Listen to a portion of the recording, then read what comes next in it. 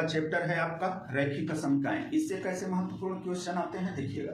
तो हमें क्वेश्चन लिए हैं 30x लेस देन 200। इसका आपको सोल्यूशन फाइंड करना है। इसमें कंडीशन आपको दी हुई है कि जब x एक प्राकृतिक संख्या है और जब x एक पूर्णांक है। तो देखिए असमीकरणों का हल कैसे निकाला जाता है। तो जो असमीका दी है वो प्राकृतिक संख्याओं के लिए किन मानों के लिए सत्य होगी। तो जैसे असमीका दिख रही है इसको अगर हम ले लें यहाँ पे तो 30x लेस देन 200। ठीक है, तो अब आप देखिएगा यहाँ पे एक रखेंगे तो 30 का गुणा एक में करेंगे तो 30 आएगा, 2 रखेंगे तो 60 आएगा, 3 रखेंगे तो 90 आएगा। ठीक है, 4 रखेंगे तो 120, 5 रखेंगे तो 150 और 6 रखेंगे तो 180 और 7 रखेंगे तो 210 हो जाएगा, मतलब 200 से ऊपर हो जाएगा। और इस समीका का कहना है कि ये वाली वैल्यू 200 से छोटी होनी चाहिए। तो आप देखिए प्राकृतिक संख्याएं जो होंगी वो होंगी 1, 2, 3, 4, 5 और 6। तो यही वे मान हैं जो यहाँ पे रखे जाएंगे तो असमीका सत्य होगी। ठीक है, और ये सभी प्राकृतिक संख्याएं हैं तो वे मान जिनके लिए असमीका सत्य होगी वही उसके हल कहलाएंगे। और यही इतनी प्राकृतिक संख्याएं हैं जो इस मान को ग्रहण करेंगी। ठीक है, चलिए तो इस तरह से आपको इसका हल देना था। दूसरा देखिए, दूसरा आपको जो है x एक पूर्णांक है। आप पूर्णांक जानते हैं कि पूर्णांक कैसे होते हैं। पूर्णांक ऋणात्मक भी होते हैं, धनात्मक भी होते हैं, शून्य भी पूर्णांक है।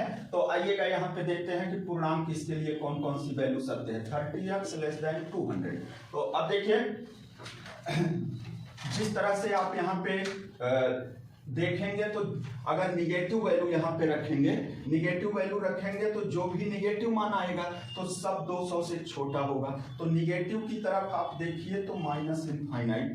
ठीक है, अब आप जो है माइनस इनफाइनाइट की तरफ जा सकते हैं, मतलब यहाँ पे सभी ऋणात्मक पूर्णांक संख्याएं रखी जा सकती हैं क्योंकि वे सब जो है 200 से छोटी होंगी। और प्लस की तरफ आपने कहां तक देखा, जो है 6 तक। कहां तक? 6 तक। जब आप प्लस में रखेंगे तो 6 तक रखेंगे और 6 के बाद जैसे आगे बढ़ेंगे तो संख्या 200 से बड़ी होने लगेगी। ठीक है ना। तो उम्मीद है आपको ये समझ में आया होगा कि कैसे कंडीशन पर आधारित इसके असमीका के हल दिए जाते हैं।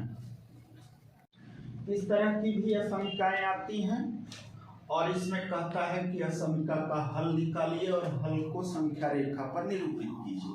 तो देखिएगा आपको कैसे हल ज्ञात करना है। तो 3x माइनस 4/2 और greater than or equal x plus 1/4 minus 1। तो सबसे पहले असमीका को धीमे धीमे छोटा करते जाना है। ठीक है ना। तो देखिएगा इसको 3x minus 4/2 greater than or equal जो है इस तरफ एलसीएम ले लीजिए तो 4 आएगा और ये x प्लस 1 और माइनस 4 हो जाएगा। तो 3x माइनस 4/2 और greater than or equal ax और माइनस 3/4 हो जाएगा। देखिए छोटा हो गया। अब इसको और सॉल्व करते चले। ठीक है ना। तो देखिएगा हम इसका मल्टीप्लाई इधर कर दें और इसका मल्टीप्लाई इधर कर दें तो देखिए 4 इंटू 3x माइनस 4 और greater than or equal 2x minus 3 इस प्रकार हो जाएगा। इसका अंदर मल्टीप्लाई कर दीजिए तो 12x और माइनस 16 हो जाएगा और ग्रेटर देन आर इक्वल ये हो जाएगा 2x और माइनस 6 हो जाएगा। ठीक है ना। अब इसको आप जो है जो काम आप समीकरण में करते हैं उसी तरह से इसको हल करते चलना है और छोटा कर लेना है। ये 12x है, 2x इधर आएगा तो माइनस का 2x होगा ग्रेटर देन आर इक्वल।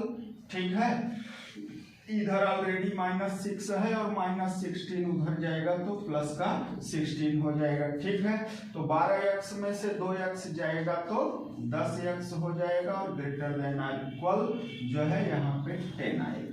यहाँ पे क्या आएगा? 10 आएगा। अब देखिए इसको हम 10 से 10 कैंसिल कर सकते हैं तो x greater than or equal कितना होगा? 1।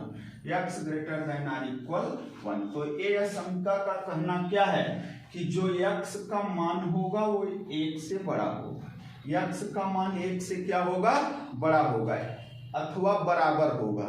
तो बड़ा अथवा बराबर होने का मतलब 1 से बड़े की ओर एक से बड़े की ओर आप अनंत तक जा सकते हैं। तो इसका अगर समीकरण का समुच्चय हल लिखें तो समुच्चय हल देखिए, इसका एक से लेकर इस तरफ अनंत तक के लिए यह समीकरण क्या होगी, सत्य होगी। अब कहा गया है कि इस हल को संख्या रेखा पर आलेखित कीजिए, तो आपको एक नंबर लाइन बनानी है। यहाँ पे आपको 0 ले लेना है, 1 ले लेना है, 2 ले लेना है, ऐसे डॉट डॉट इनफाइनाइट तक, ठीक है ना।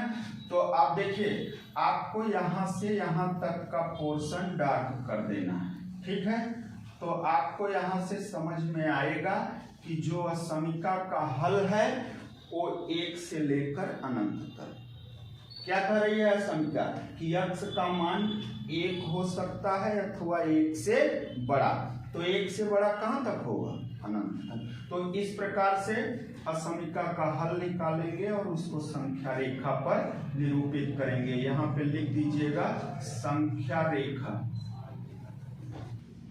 इसी पाठ से आपके और अन्य जो महत्वपूर्ण प्रश्न आएंगे उनको देखिए, या तो असंख्या जैसे पिछले 2 क्वेश्चन बताए उस तरह के आ सकते हैं, और नहीं तो शाब्दिक समस्या वाले प्रश्न एक आएगा ही आएगा, चूंकि प्रतिवर्ष यहाँ से शाब्दिक समस्या का प्रश्न आता है। आप जैसे प्रश्न को पढ़कर समीकरण बनाते थे उसी प्रकार से यहाँ पे समीकरण आपको खुद बनानी होगी। तो आइए देखते हैं कैसे बनाते हैं इसको। तो कहा गया है कि क्रमागत विषम संख्याओं के ऐसे युग्म बनाइए। युग्म मतलब जोड़ा। तो ध्यान दीजिए, क्रमागत विषम संख्याओं के ऐसे युग्म बनाना है। तो जैसे मान लीजिए, अगर आपको एक विषम संख्या पता है 3, तो इसकी क्रमागत विषम संख्या जो आएगी वो आएगी 5। तो कैसे मिलेगी, ए युग्म है, यही आपको ज्ञात करना है।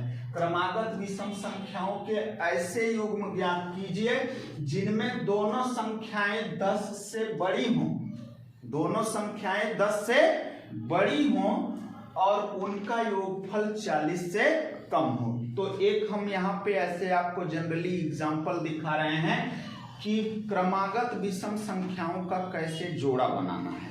तो अगर एक संख्या 3 है तो अगली संख्या क्या होगी, 5। विषम संख्या, क्रमागत विषम संख्या कैसे प्राप्त होती है, एक संख्या में जब 2 जोड़ेंगे तब अगली विषम संख्या प्राप्त होगी। तो ठीक है ना।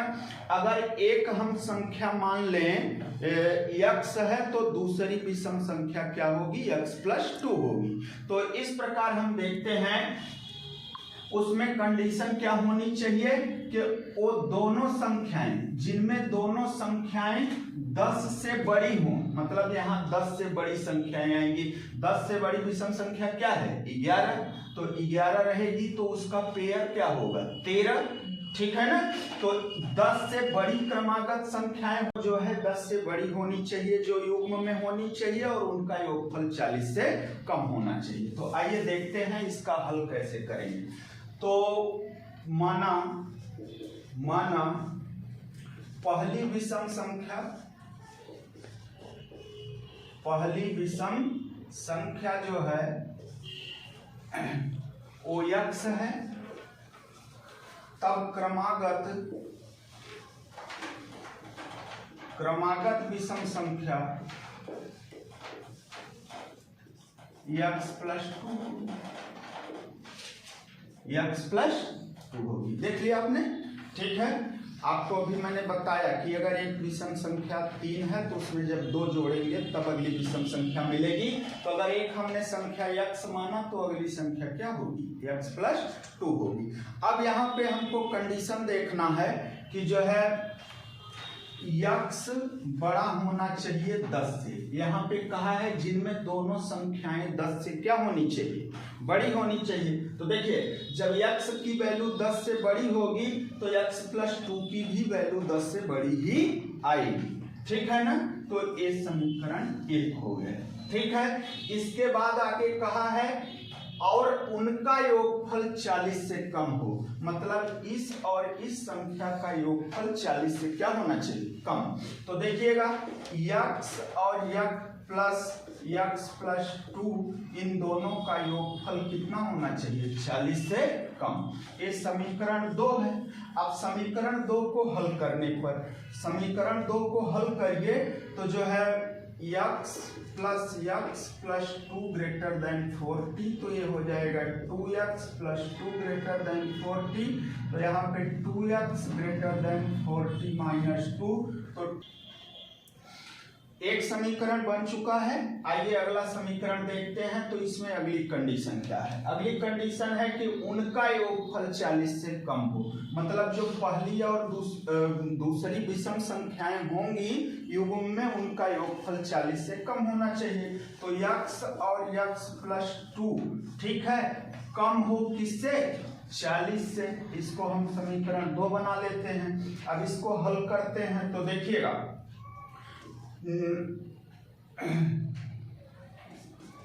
x प्लस 2 लेस देन 40, तो ये 2x प्लस 2 लेस देन 40, और जब 2x लेस देन 40 माइनस 2, तो 2x लेस देन 38, तो x की जो वैल्यू आएगी वो 19 आएगी। x की वैल्यू कितनी आएगी? 19। इसको इक्वेशन 3 बना देंगे, ठीक है ना। तो अब आपको यहाँ से क्या कंडीशन मिल रही है? अगर आप इक्वेशन 1 और 3 को देखिए तो कहा जा रहा है कि x का मान 10 से बड़ा होना चाहिए, ठीक है, और यहाँ पे x का मान 19 से छोटा होना चाहिए। तो अब देखिएगा समीकरण 1 व 3 से, समीकरण 1 व 3 से फ्रॉम इक्वेशन 1 एंड 3, तो देखिए जो x है x को बीच में लिखेंगे, ठीक है ना। x का मान यहाँ पे देखिए 19 से छोटा होना चाहिए और 10 से बड़ा होना चाहिए। 19 से छोटा होना चाहिए, 10 से बड़ा। देखिए 10 की तरफ छोटा था तो 10 की तरफ छोटा है, और 19 की तरफ बड़ा था तो 19 की तरफ बड़ा है, ठीक है ना। इसका मतलब आप 10 और 19 के बीच की विषम संख्याएं लेकर और युग्म बना सकते हैं, जिनका जो संख्याएं 10 से बड़ी भी होंगी और उनका योगफल 40 से कम भी आएगा। तो मैं युग्म बनाता हूं। देखिए अतः युग्म कितने युग्म बनेंगे इसमें देखिएगा। अतः युग्म तो 10 से बड़ी संख्या 11 लें तो इसकी अगली संख्या कितनी आएगी? 13। तो देखिए 11, 13 10 से बड़ी भी है और इनका योगफल 40 से कम भी आएगा। अगला अगर हम 13 लें तो 13 2 15, ठीक है ना। 13 भी बड़ा है 10 से, 15 भी बड़ा है और इनका योगफल 40 से कम आएगा। 15 लें तो 17 आएगा, ठीक है ना, और 17 लें तो 19 आएगा, ठीक है ना। यही इसका सलूशन है। बच्चों आपके लिए हम मेहनत करके काफ़ी इम्पोर्टेंट क्वेश्चन की वीडियो बना रहे हैं, तो कम से कम आप लोग इतना ध्यान दिया कीजिए कि चैनल को सब्सक्राइब कर दीजिए, वीडियो को लाइक कर दीजिए और अच्छी तरह से देखकर वीडियो को और अपने एग्ज़ाम की तैयारी कीजिए। धन्यवाद।